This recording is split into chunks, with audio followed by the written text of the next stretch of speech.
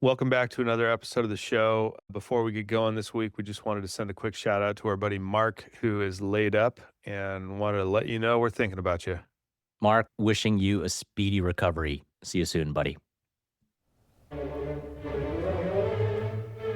So, you recently had a conversation with our friend Scott Oxandabor. We actually played together, Okay. and I said, hey, if you got 5 minutes after the round, I'd love to pick your brain on what you're seeing here. He saw a little bit of everything. I putted pretty well, then a couple unimpressive stretches, and he basically said, you need to get stronger. Now, I take a little solace. That's what he said about himself in our episode. He and did. his point to me, besides that you're a total weakling, his point to me was basically, you got to be strong enough to move your body the way it needs to be moved. Sure. If you're not, you could try your hardest to get your hands here and your turn there, but it's not going to be sustainable. So, what did you do about this? You know, it's like the guy that's at the beach and he gets sand kicked on his face by the muscular dude. Yeah. And he immediately starts doing pull-ups or whatever. Right. So I resurrected my strength training workout, and I can barely walk up and down stairs right now. What did you do? It's just a little circuit that I do that involved leg, glute, core, chest. You did not skip leg day yesterday. I did not skip leg day yesterday. And I could tell when you haven't worked out in a while, you're getting sore already while you're working out. Amen, brother. It doesn't happen after the workout. No. What is on your fitness regimen? Yeah, I like to walk 18 holes a couple times a week. Blast some tries afterwards. Yeah, I'll take a push cart, so I'll like push the cart ahead of me quite aggressively. Yeah. A few times throughout the round. Maybe break out into a light trot if you're going downhill. Yeah, if gravity's with me, I'll break out into a trot. I need to get back into weights. Number one, I miss that workout. Like just the feeling you get from lifting. It feels so good. And number two is like I'll get these back spasms from time to time. And it's totally lack of core strength. Mm-hmm. Good friend that you are, you've sent me suggestions about the Peloton. Crush Your Core. Crush Your Core, thank you.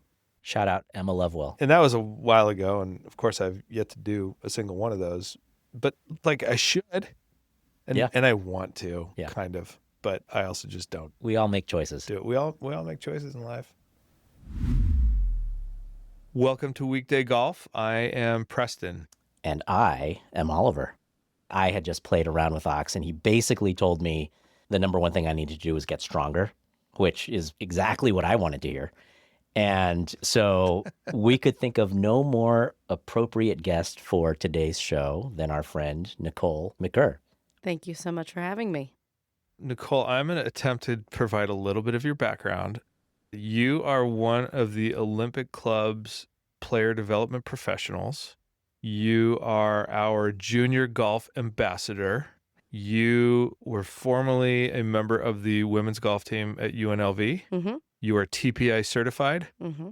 You are an Operation 36 coach/specialist. Master coach. Master coach. Thank you. Sorry. Is it also true that you're an assistant coach to the University of San Francisco women's team? I am. And I've saved your most important job for last. You're the mother of 3 boys. Yes. One of whom is older than the other 2. Yes. That would be your husband, Chris. By just a bit, yeah. Speaking of your oldest, I heard a story this past weekend was super busy because of all the Super Bowl things happening in the Bay Area. A lot of people coming through to play. And someone told me the other day, a lot of the staff has to caddy because we're running out of caddies. And I saw your husband, Chris, in the pro shop early on Saturday. He's like, yeah, a bunch of guys have to caddy. I'm not caddying. And later in the day, I hear, oh, hey, Travis Kelce's here today. I heard Chris is looping for him. Exceptions can be made. Yes. True story. Right place, right time, and happened to work out. He's a lifelong Chiefs fan, so that was... he had a pretty great day. So you know both of us. I do. What do you think you're getting into here today? I'm excited. You two are the easiest guys to talk to, so I think it's going to be a lot of fun. Let's take it back to the beginning. Walk us through your golf origin story. My dad is a big golfer. He started playing heavily when there was a casino fire in the 80s. The MGM burned down, so he had almost a year off of work and fell in love with golf, became obsessed. Then I was born, and his dreams of playing on the senior tour vanished. But my parents worked odd shifts. They were both dealers. Mom worked swing shift, usually 8 p.m. to 4 a.m. Dad worked 4 a.m. to noon. On his off days, if he wanted to go golfing, my mom was asleep, so he took me with him. So I was at the golf course ever since I was little. Drive around in the cart, of course, because every kid loves driving the cart. I'd hit a couple balls. I'd play with my dolls, and, I was out at the golf course. And then... Did you just say that you'd hit a couple balls and then play with your dolls? Mm-hmm. That's awesome. I'd bring a lot of toys out. He'd set up an umbrella in Vegas when it's hot, and I'd be playing with my toys, so... And roughly how old are you at this stage? Oh, 4, 5, little. Yeah, so it was fun. And then I probably started serious lessons around 9 or 10, probably started tournaments around 11 or 12, and was just always around it. Played on a great team in high school, the Green Valley Gators. We were undefeated in head-to-head matches for, I think, 11 years. Wow. And we hold a Guinness World Record for the most head-to-head matches, so that was great. Stayed home, played at UNLV. Walked on at first and then earned a scholarship, so that was amazing. Didn't have to leave school with a whole bunch of debt. College was awesome. Got to travel some really cool places, play some really cool courses, and after that, I just didn't have the, competitive drive to keep it going, just because it's hard, the travel and hustling for sponsors, and just girls make a lot less money doing it, and it just wasn't appealing to me, so I've got into the golf business instead, and have loved it ever since. Growing up in the game as a girl and then a young woman, is there anything notable that immediately jumps to mind you'd want to share? I mean, you just pointed one thing out, which was the inequity of earning opportunity at the professional level. Right. What about as a junior golfer growing up? Golf environments were more male-dominated, I'm guessing? Than they are today, for sure. Yeah. Yes, they still are. I was listening to the podcast with DJ and Luke and being at the Olympic Club and seeing his experience. Having the boys that he has around him and the number of different kids high school age that are out there every day, even less than high school age, the kind of middle-aged kids that are able to gain some friends, form a group, and have their little pod that they like to travel around with and play golf and compete against. Being a young girl in golf is tough. I maybe had one really good friend that also played, and we did high school and college together, and then she ended up dropping from the team, I think after her second year, just fell out of love with it. Besides her, there weren't a lot of people to golf with close to me. When we would play our tournaments around Las Vegas, there were other girls, but it's just a smaller pod, right? Like even tournaments now, the boys' fields are 2 to 3 times bigger than the girls' fields. So they always say with juniors and keeping them in a sport or an activity that they have a much better chance of continuing with it if they're doing it with a friend, which is so true, and you see that every day. And that's why golf is so hard, because finding a girl that is your age that is also a big fan of golf or has the same drive that you have is tough. That's why you see a lot less girls making it to those levels than you do boys. How would you compare the state of junior girls golf now compared to when you were growing up? It's definitely improved. My Sunday class has more girls than boys, which I love. And the boys are fine with it because it's outranked by like 1 or 2 girls. But still, there's more girls than boys, which doesn't happen very often. As a father of 3 daughters, 2 of whom you have provided a lot of instruction to, I like that as well. Yeah. You just see more girls out there. And it's not as tough for dads to have golf be one of the activities that their girls are in, where back, I was learning in the 90s and playing high school in the early 2000s. And in the 90s, it was like, we didn't have the same kind of junior clubs. We didn't have U.S. Kids that has every color. You can either get a boy's color or you can get them in pink. And I love that. Like, they've tried to make it more inclusive to girls. And I wish it was like that when I was a kid. It would have been easier to make friends. And we have girls at the club that do have friends, and they're in our program season after season, and then you see them and they're like, oh, hey, and they get to know each other, and then when they see each other on the range outside of our program, they have a friend. And I didn't really have that, so it's improved, and I'm really happy about that, and I hope it keeps going that direction. At what point would you say you fell in love with golf? Playing tournaments from an early age, probably, like I said, maybe 11 or 12. I probably sprouted a little quicker than some other girls my age. So I was out hitting a lot of girls for a while. And once I got to college, I think I was more comparable to everybody around me. I was right there with them. I wasn't behind them. Mm-hmm. But in junior golf, I was out driving most of the other girls I was playing with. And that was fun. As a junior golfer, you placed or you win a junior tournament, you're like, oh, this is great. Like, I could learn to like this. This could be fun. Yeah. Like that smell of success. Yes. Oh, yeah. How did that change and evolve? Yeah, I think when you get older, your goals have to change, right? And what you're working on changes. And all of a sudden, it's not just about hitting it far. You do have to score. So, learning different parts of the short game and getting better at different parts of the short game, getting more creative with your short game. That stuff became fun. Being in Vegas, the golf scene, especially the junior golf scene at that point, was small. We all knew each other. Everybody knew everybody's business. And being a big fish in a little pond was fun. And that made golf fun too. You know that we're all about the soul of the game. Mm-hmm. What does that mean to you? The soul of the game has changed for me as I've grown and evolved. As a kid, it was what I did, and it was what I became good at quickly. I would be dropped off at the golf course every day after school. It was just what you did, and I was a regular at the Legacy in Henderson. And I enjoyed being out there. It was the twilight days with my dad after school and playing till dark. And in high school, it was the team and keeping that streak alive, which was amazing. I mean, we broke the record when I was there, which was fun. We were chasing a school called Xavier in Arizona.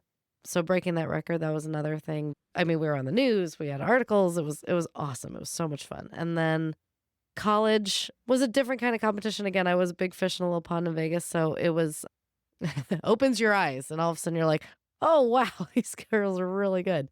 And then I'd say now I love what I get to do.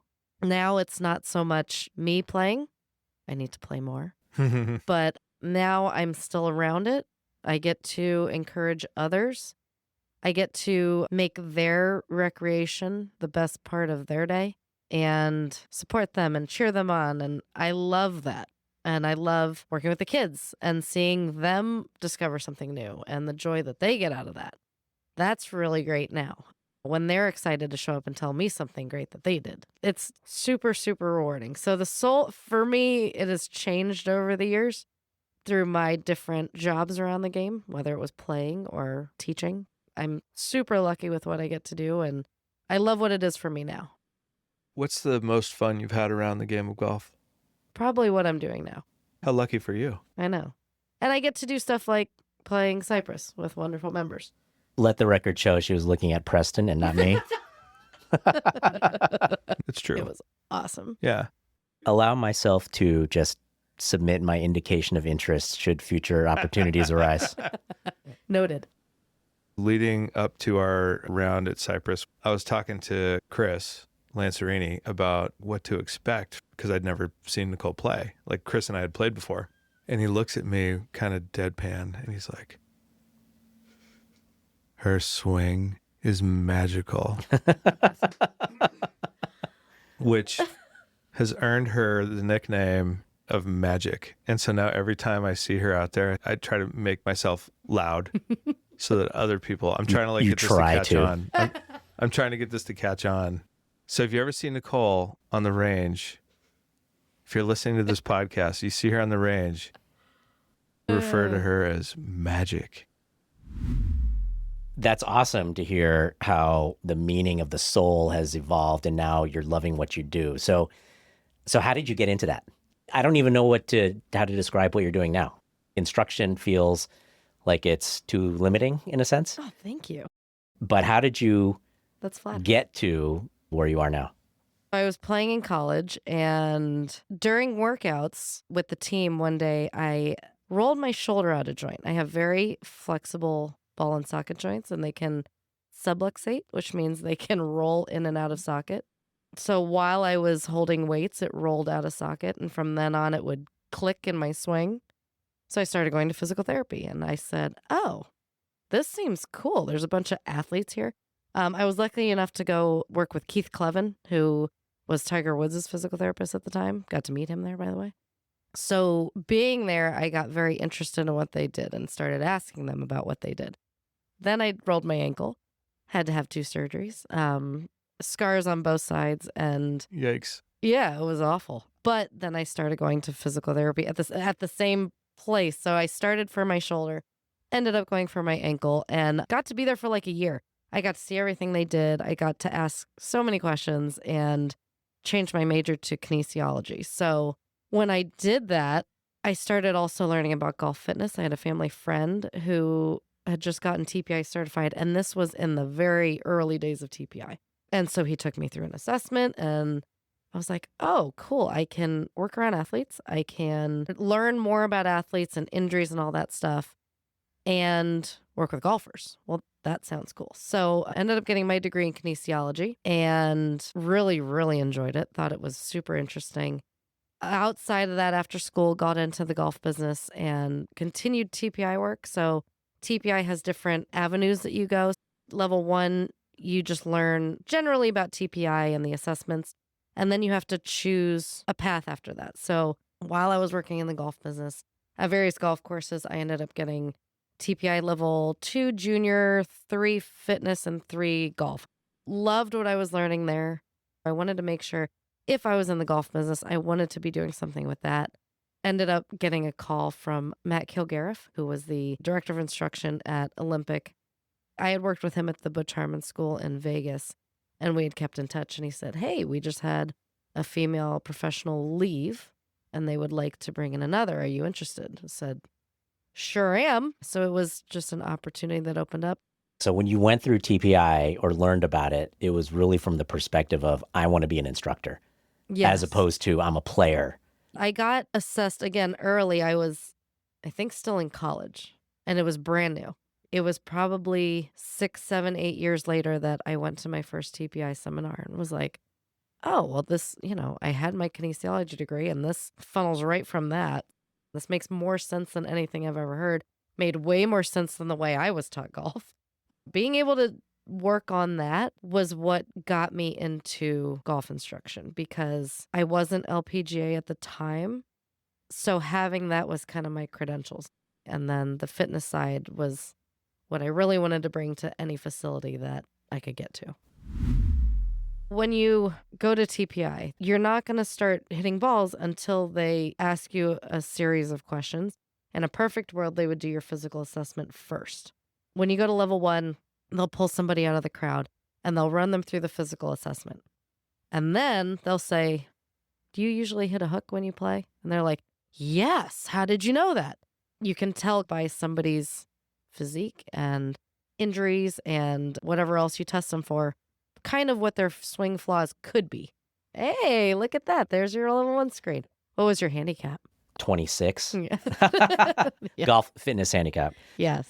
When I went there, it was more about your body allows you to do this. So doesn't it make sense to know what those things are so that if you put some work into it, right, you can actually swing the way you want to swing? Yeah. So again, every lesson that you see for a first time would be taken through the assessment. And then you would figure out like, oh, you have this right shoulder that has no mobility. So what I need you to do is go into the gym for 2-3 weeks or at home and do this mobility drill. And then the next time I see you, your shoulder's going to move better. And then we can work on better positioning.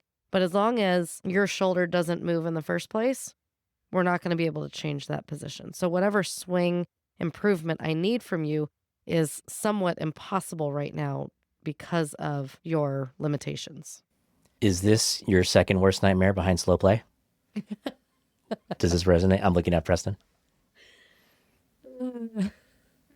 Well, I'm afraid to say yes, but I will. No. It's good. I mean, we're athletic and coordinated, but we'll tell you all about our high school athletic accomplishments if you want. It was such a good one.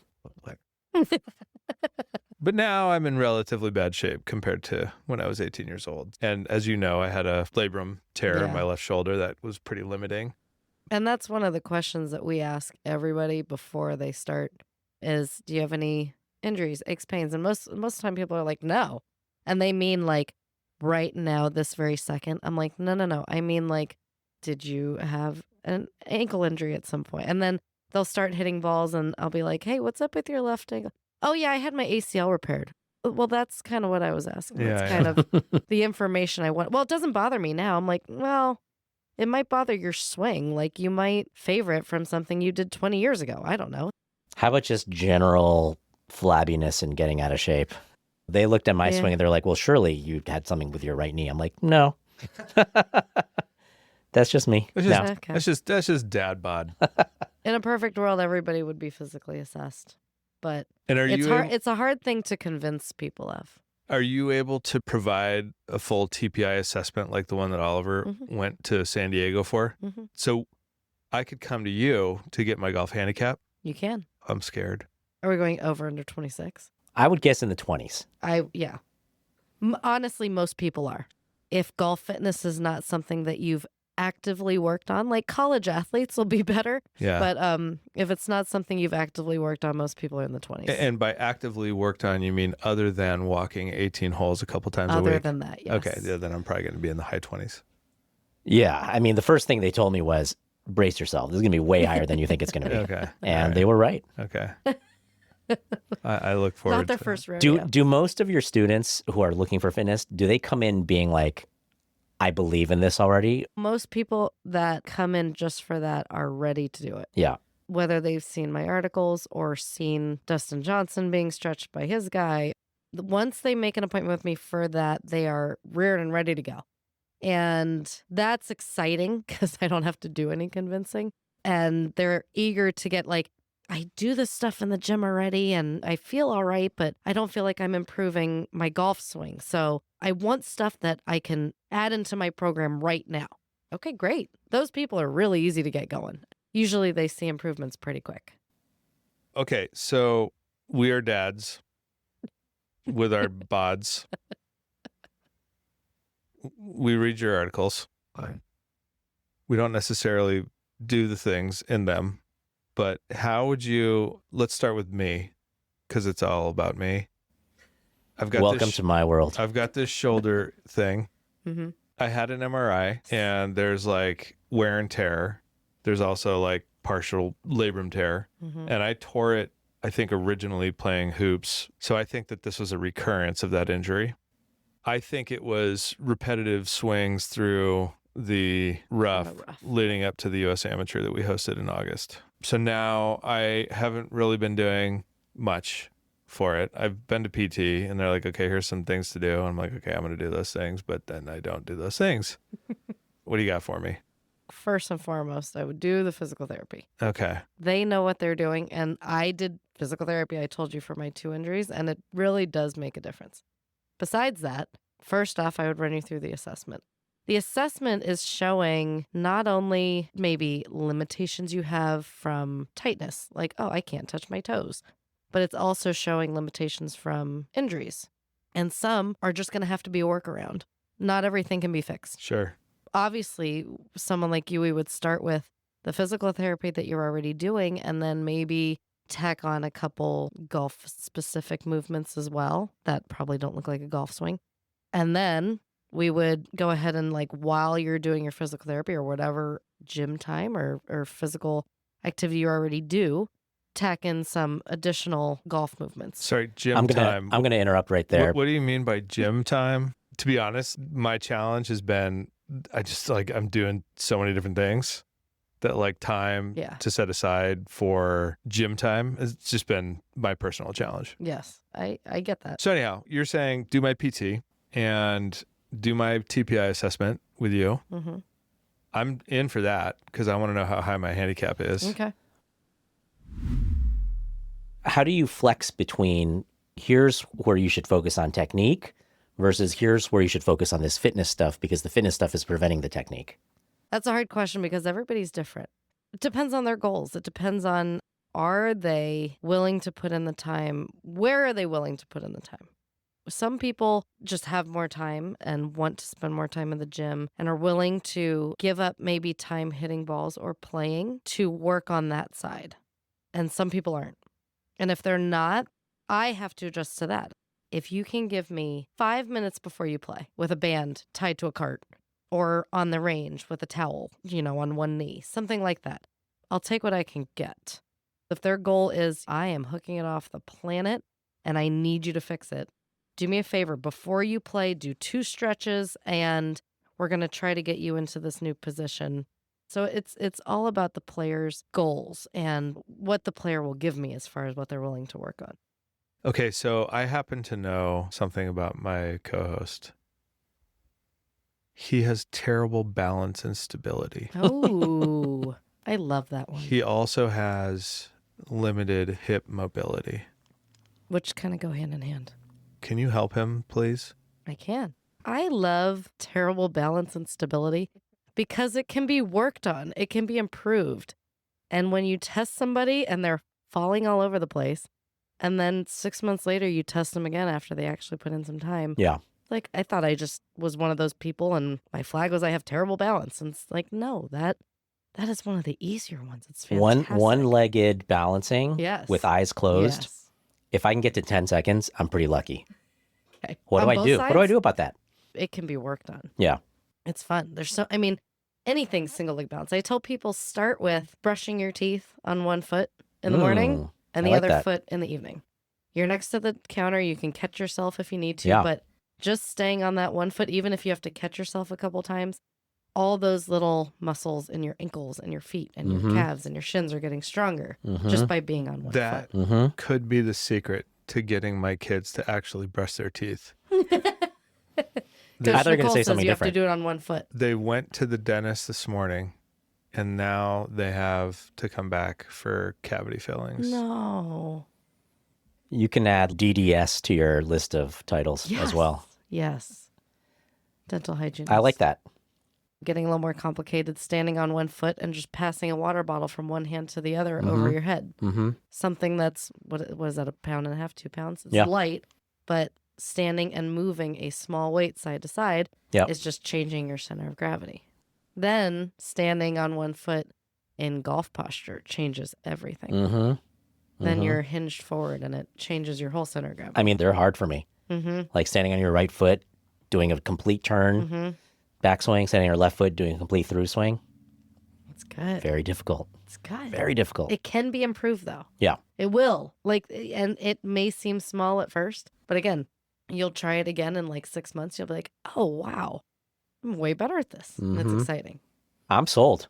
I'm going to do them right now. Stuff. What do you think about strength versus injury prevention? Depends on the client. Let's say that it's a almost 50-year-old dad bod having man who has the history of a left labrum injury. Also has cat-like agility. But with cat-like agility. And a very loud voice. Yes. That's irrelevant, Those but just wanted to throw that in there. And sometimes suffers from impatience on the golf course. I have to see where this person. Thank you. Yes, we're not talking about me. No, where this person's limitations are first. If there are too many limitations, then we would start with that and mobility, and then once we get you to a place where you can move better, then we work on strength. Because there's no definite end goal. It's not like, hey, you're going to do this for 6 months and then you're done. A really good example that they give is Charlie Hoffman, who played at UNLV, by the way. He had certain limitations that Greg and Dave thought, well, let's work on those. And at one point in his career, it got way worse by improving his TPI handicap. And they figured out okay, some of these limitations maybe aren't limitations. Maybe, they help his swing stop in a certain spot or help him get to a certain point of his backswing. So they no longer go for a perfect golf handicap with Charlie. They know which ones they should leave where they are. They don't want him to change. They don't want them to get worse, but they're not going to push him to improve certain things because they negatively affect his golf game. All that I just heard was that if I work out more, I'll get worse at golf. It's possible. People have said that. I lost all this weight and then I have no idea what to do with my golf swing. I'm like, well, yeah, you're in a different body. I've gained distance. I think I have a better turn. Yeah. For the listeners, I've lost a significant amount of weight using Zepbound. Consult with your doctor about Zepbound. Sorry, I'm just fishing for sponsorships now. Yeah, you are. No, I'm just kidding. No, but I lost a bunch of weight last year, and I think I gained some distance. I like maybe 10 yards per iron. Wow. Yeah. That's awesome. A whole club? I think so. That's wonderful. Yeah. It makes a big difference. You know, extra stuff in your trunk does affect your mobility. Junk You just can't. Yeah. in my trunk. Yeah, I had As some it extra, were. I had some extra junk in my trunk. You can't move as well. Yeah. So, yeah, I love that you get more of a shoulder turn. That's great. I mean, you didn't even think about that when you started it. You just thought of No. overall health. Yes. And hopefully that's what golf fitness would do too. Yeah. Any fitness is good, right? Mhm. And anything that's golf fitness focused is still good for you. Yes. It is general health fitness. Absolutely. When you have a committed student, how often are you seeing them? Because like one of the benefits of actually working closely with someone is having the session together motivates you to do something that you might not Yes. ordinarily do. Totally. Right? Personal trainers are hired for a reason. Yes. So like what's your ideal way of working with someone who's committed, has the time, it's a priority for them, but they're not doing it right, or they don't know what to do, or they're being a little lazy? How would you want to work with them? Let's say that it's an Asian American man who's over the age of 50, might have terrible balance and stability issues. Just pulling this idea out of thin air. What I will say. Sounds like a great guy, but please go ahead. People who try it on their own are often less successful than those that have, again, what you said about having a personal trainer there that they have a session with and they're waiting on them and they're expected to be there and they're paying for it. They just are there more often. Again, if golfers have a choice, they have an hour to spare or an hour and a half, they're usually going to go play golf. Rightfully so. It's their recreation. It's what they want to have fun doing. They don't usually choose to go to the gym. But if they have a session on the books and someone waiting there for them, they're more often to do it. I've had a couple people, again, that were very motivated, showed up and said, I want this, and I want to get better. Then they do it on their own, and then I'll see them, 2-3 months later, and we'll tweak it a little bit. We'll progress some of the exercises that they've gotten really good at. Those successes are less often seen than the ones that just see a personal trainer regularly. Which is like what, weekly? Yeah, weekly. Once every 2 weeks, you're just not going to see the Right. same improvement. Right.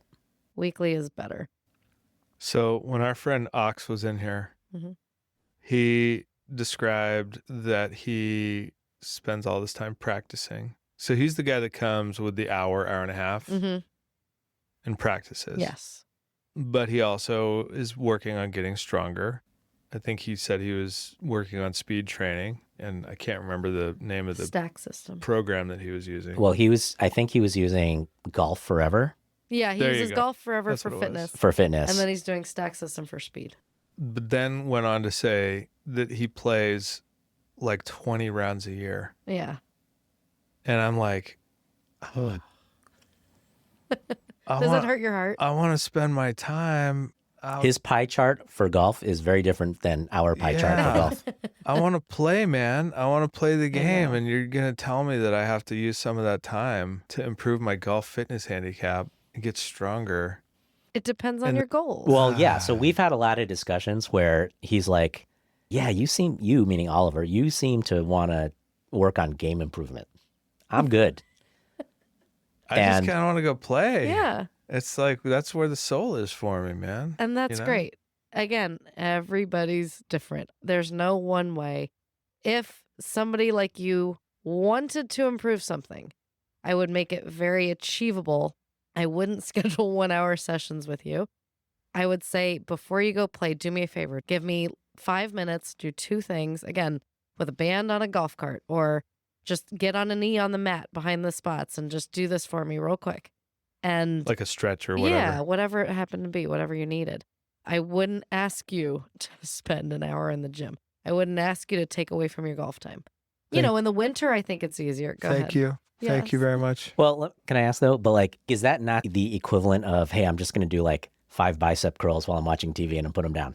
i.e., better than nothing, sure. Yes. But is it really, like, if you're not committed to it, what's the real value?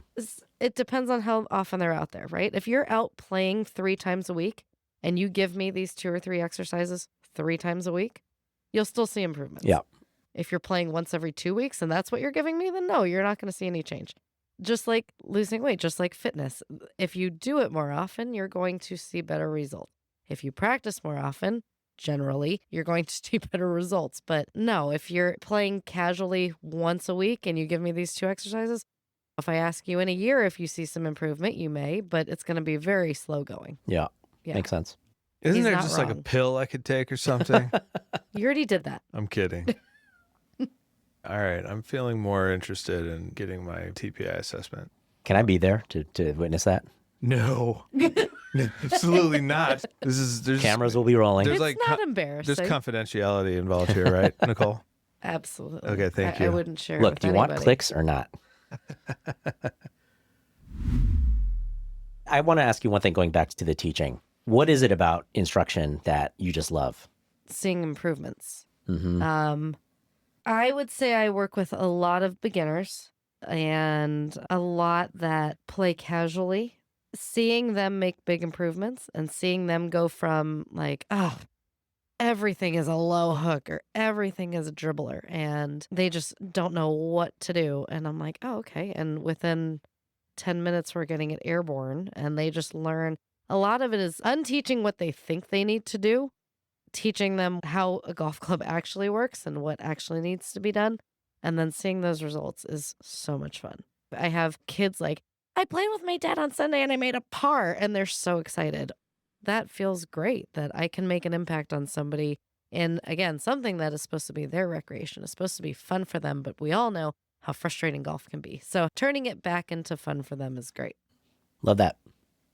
Is there a number one thing that you've seen that has led to improvement and happiness with the game? Like the thing that like, I need to make sure that the person understands this to achieve the light in their eyes that you're able to see when it clicks. We have 12,000 members, so I see all kinds of people, but the population that I tend to see, it's just understanding of how to get the ball in the air. Some people just don't understand. Even people that I considered more regular season players still think that like, oh, I don't want to make a divot. Divot's going to slow down my swing. Like, no. They're like, really? So I don't need to start my divot like at the golf ball, or my low point should really be like 3 to 4 inches in front of it? I'm like, yeah. And it'll still be a pretty good shot. And that is usually pretty mind blowing. Again, this is for people that I maybe assumed already knew this. Yeah. So it's educating people to help make them better. And then they're willing to make certain swing changes once they understand those things. Is TPI good for beginners? I would assume that you probably want to have a general sense of how you play. I think TPI could be great for beginners because one of the most difficult things for beginners, and I'm assuming somebody that isn't coming to me as like a D1 star athlete, you know what I mean? I'm like a normal person. Right. Who maybe had some athletic background, but now, works behind a desk or whatever.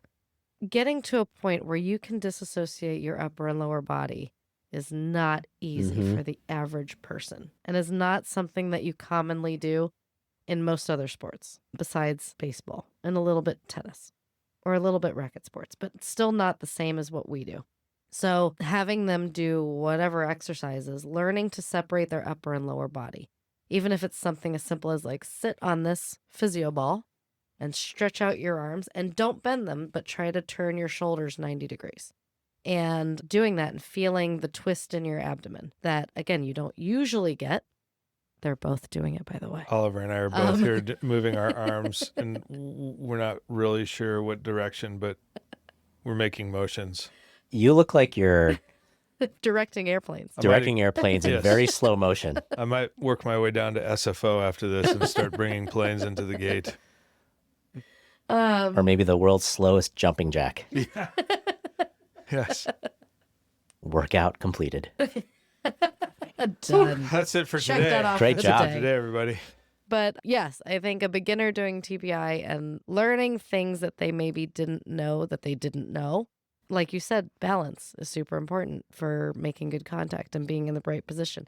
Learning to hip hinge. I had a junior that I worked with for years and at one point tried to have her do a pelvic tilt, and she had absolutely no idea how to move her pelvis.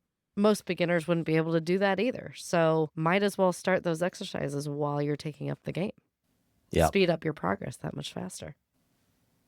What are common mistakes you see people making that lead to injury?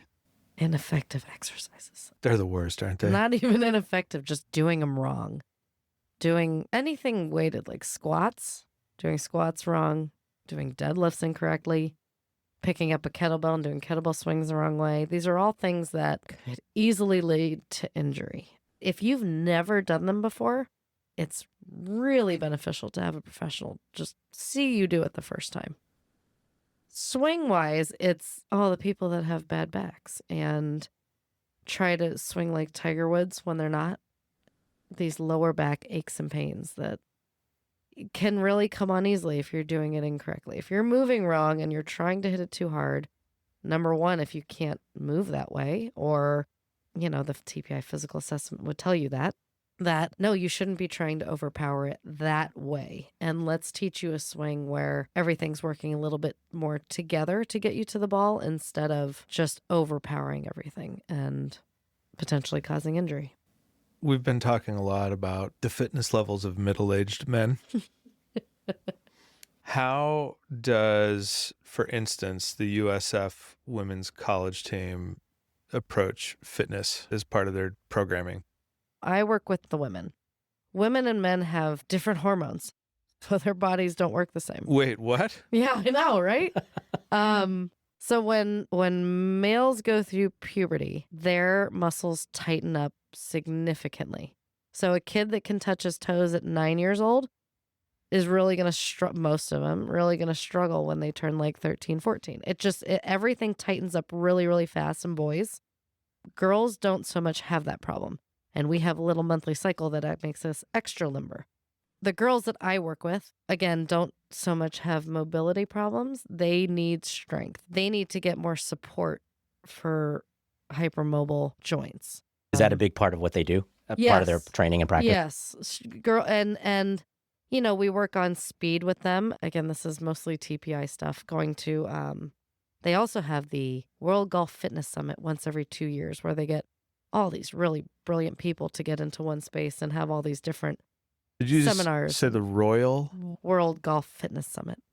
And people will talk about like a female's monthly cycle and how the week of her cycle, all of a sudden she's hypermobile. So you wouldn't do so much strengthening then because she could roll a joint out. She could hyperextend a knee. All these things that you have to train boys and girls differently. So the girls that I work with are mostly working on gaining stability, gaining strength, adding speed, but in a safe way. If I was working with the men's team, yes, we'd be adding strength and speed, but we would also be adding a lot of mobility. And when you say roll a joint out, you mean you mean of the body. I do. That's okay. what I was referring to. That's not what the USF women's golf team is. Okay. How dare you? I wanted to make sure that was stated clearly. You're going to get me in trouble with No, the I'm NCAA. trying to get you out of trouble. Trying to keep you from getting in trouble. All I remember, when we hosted the men's U.S. Amateur in August last year, just seeing all this dynamic stretching on the range, Yes. It was like incomprehensible. I love dynamic stretching. It was like lunge, twist, extend, all in one motion. And I'm just like, Yes. There was one guy who took a club, bent over forward with the club behind him, and was able to bend it like over his head. And then he started twisting. And it was like, again, those guys are working on mobility. Dynamic, the people that show up to the range and like stretch up with their club and then like reach their toes, and then that's the end of their day, they're not accomplishing much. Note to self. I don't do that. Change my routine. Go on. There are some people who spend a little bit more time warming up before their round. And I said, what's your normal routine? Oh, well, I go through every club in the bag. I'm like, you know what? If you could give me 10 minutes if you could show up 10 minutes earlier, if you could go get on a recumbent bike, a stationary bike, and just do 10 minutes on there and then go do whatever you do, you're going to feel a million times better. The guys that say like, I don't warm up till the 6th or 7th hole. I'm like, then you have to change what you're doing. Your body should be warm by the time you get to the first tee. So I don't play that often. We all know that. But when I do play, it's usually straight off a lesson. So what I'll do is I'll go in the performance center. First, I'll grab this stick and I'll do some dynamic stretching. And then I'll grab our lightest club possible, our speed sticks, and I'll swing that about 10 times, 5 times forward, 5 times backward. And then I'll grab a slightly heavier speed stick, 5 times forward, 5 times backward. I'll do some shoulder circles or arm circles for my shoulder warm up. I'll do some leg kicks.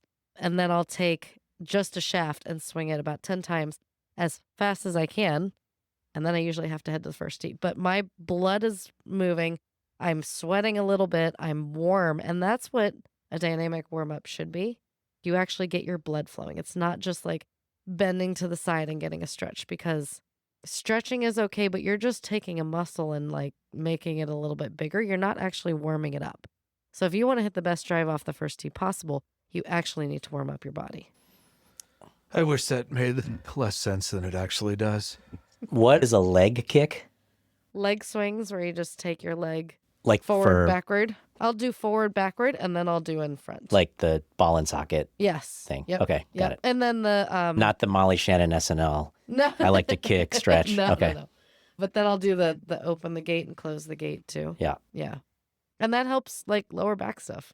People with lower back injuries or tightness that do a lot of like leg swings, open gate, close gate, their lower back feels so much better before they start Did playing. you guys like get together and talk about how to like have a physical fitness intervention with me today? You guys are talking about all No, I don't do this stuff either. Okay. I mean, I think Nicole would be extremely impressed by my stretching regimen that we captured on film the other day.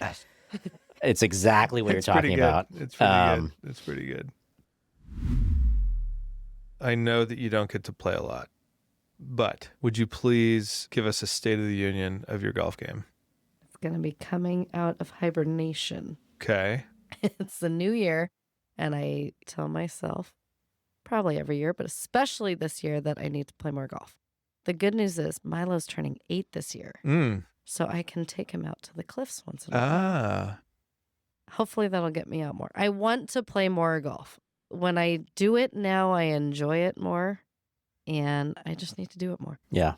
Are there aspects of your game that you're like, this is what I'm particularly strong at? This is what I continuously want to work on? Well, just because I'm not playing as much, short game could always use work. I just lose touch and feel with wedges if I don't do it often. I always tell the story that I grew up in Vegas, and the courses are firmer. Some Bermuda, some, it's just different grass.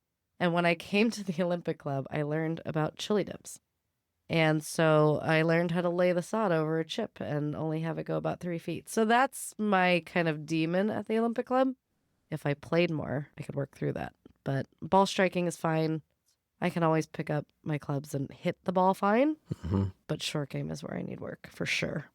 No question. Golf is a big part of your family. Mm-hmm. Is it, we love it, we can't stop talking about it? Or is it like, we got to get away from it every now and then?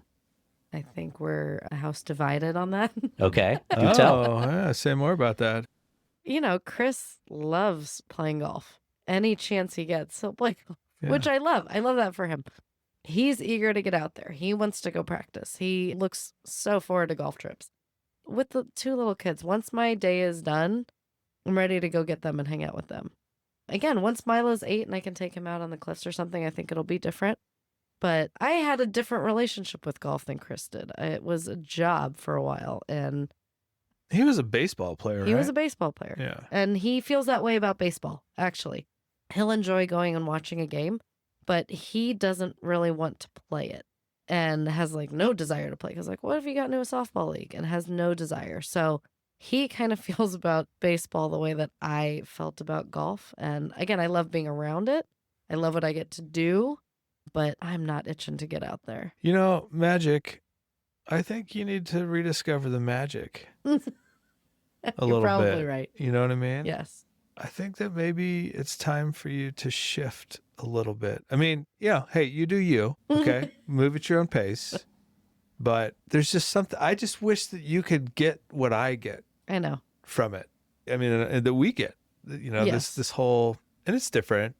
You're in a different place. And I also think that what you're talking about right now with the kids, I think that's a big challenge for women and the game of golf in general. Mm-hmm. It takes a lot of time. I get it, but I hope that you're able to have the experience that you're hoping for with your sons. Yeah. Because it's, for us, it's turned into this thing in our lives that's bigger than we ever imagined it would be, And you know what? Your contributions to it and you and others like you, that's part of the reason. I also have this feeling that if the love of the game was ever there, there's a really strong chance it'll come back and sort of burn brighter than before. I've ebbed and flowed big time. Yeah. Loved, hated, stayed away.